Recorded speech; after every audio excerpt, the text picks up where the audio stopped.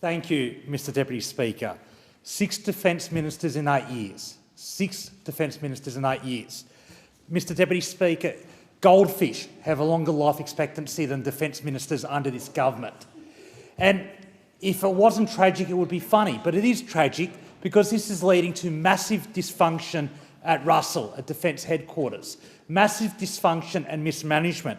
Let's look at the true facts, because we get plenty of bragging from the government, but let's look at the true facts evident in their own budget papers.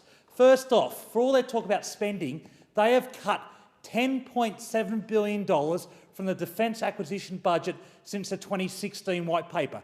$10.7 billion promised to be spent on acquiring defence equipment since 2016, cut from the defence budget.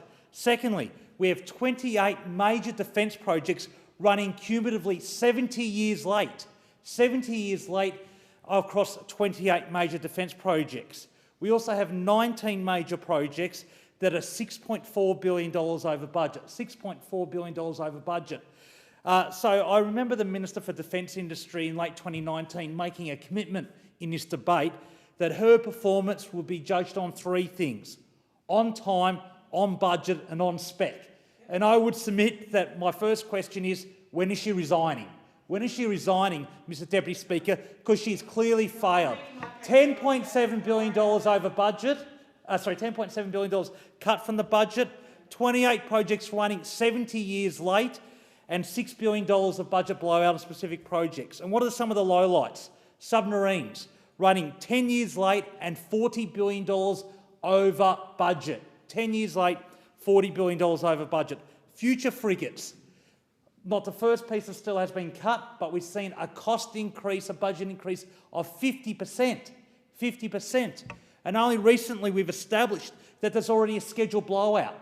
So the first ship is now running 2 years late, scheduled to be in service in the late 2020s, now the end of 2031.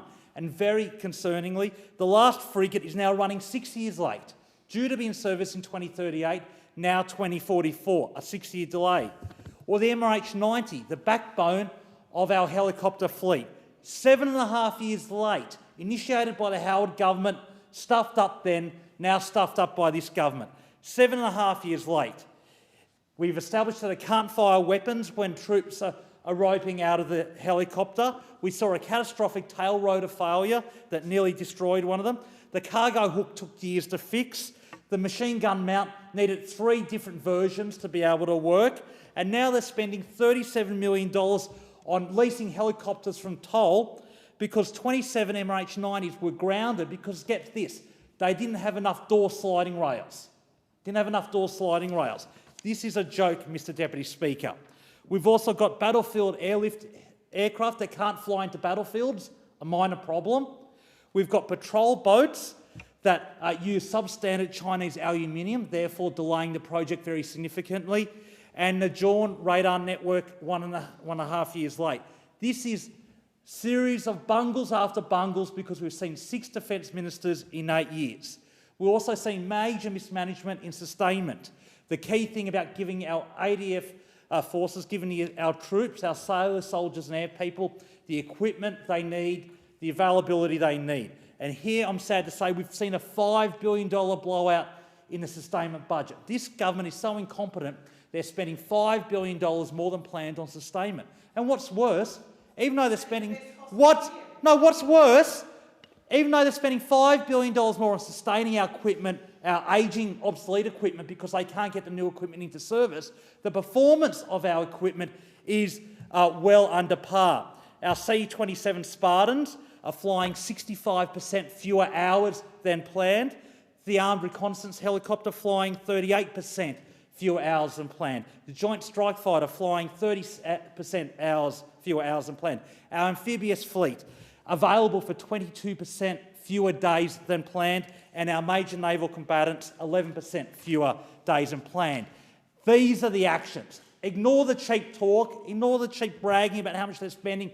It's all about performance, making sure our troops have the equipment they need when they need it, and our taxpayers get value for money.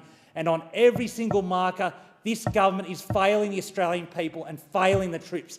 They don't have the troops' backs. They are failing the troops and they're failing taxpayers through their incompetence and mismanagement.